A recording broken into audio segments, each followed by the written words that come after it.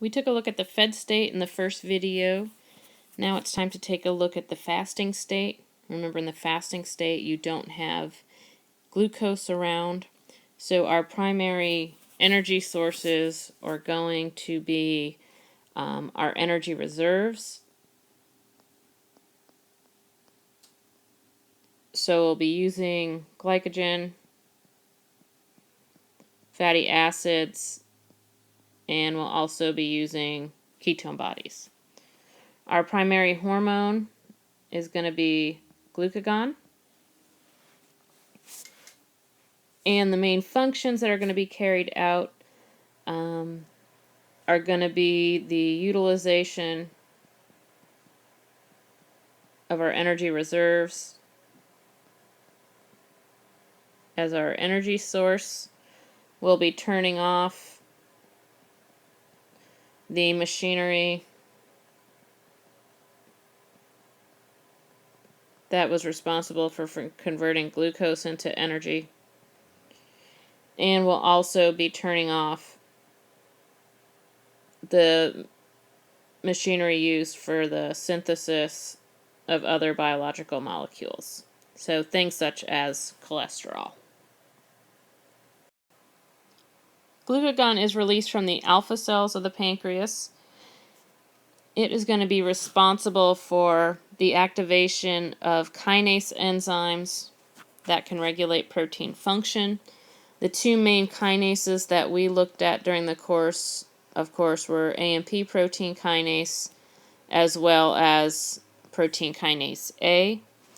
In terms of our function, the enzymes that we'll be turning on are going to be the enzymes responsible for taking those energy reserves that we have and converting them into energy.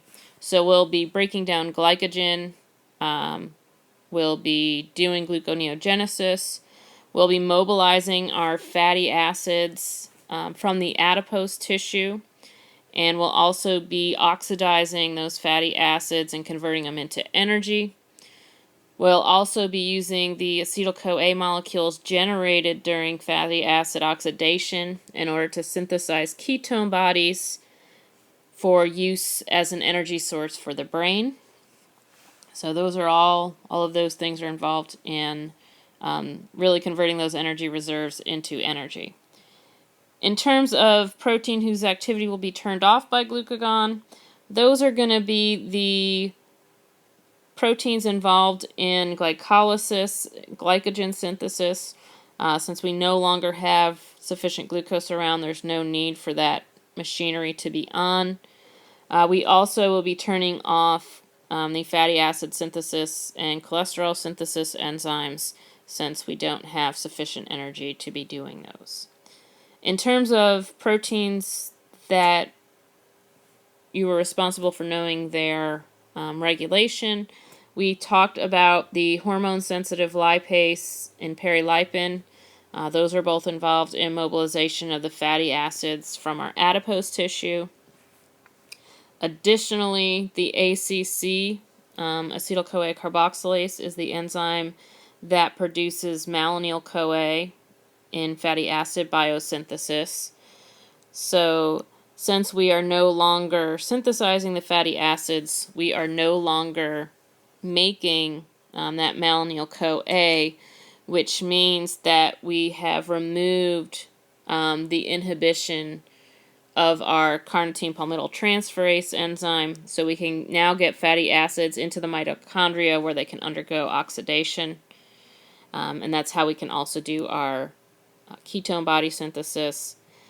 And then lastly, we are going to turn off the HMG-CoA reductase enzyme that is involved in cholesterol biosynthesis. Just quickly, we'll look at the table from our slide set. This gives you some more of the specific enzymes if you're interested in them. So in terms of our glycogen breakdown, glucagon will increase the activity of our glycogen phosphorylase enzyme. And we largely focused on this bottom set here, which are the enzymes that are going to help us to mobilize our fatty acids from the adipose tissue. So our hormone-sensitive lipase and protein kinase A, which is going to activate the perilipin, so we can activate our adipose tissue triglyceride lipase enzyme. And since we have now turned off the acetyl-CoA carboxylase enzyme, we can get our fatty acids into the mitochondria so they can undergo oxidation and ketone body synthesis. So our net actions of glucagon are going to be increasing the enzymes responsible for glycogen breakdown and gluconeogenesis. They're also going to be increasing the activity of the enzymes so that we can mobilize our fatty acids from adipose tissue. And due to the lack of production of the malonyl-CoA, we will now also be able to do our fatty acid oxidation and ketogenesis. So all of these functions, we're really taking our energy reserves and converting them into energy. The other things we'll be doing is turning off our machinery for converting glucose into energy, since we no longer have sufficient glucose around for these purposes. We will also be shutting off or shutting down production of energy reserves, since we are now needing to convert those energy reserves into energy. And we'll also be shutting down other energy utilizing processes such as cholesterol synthesis. And with that, that wraps up our fasting state.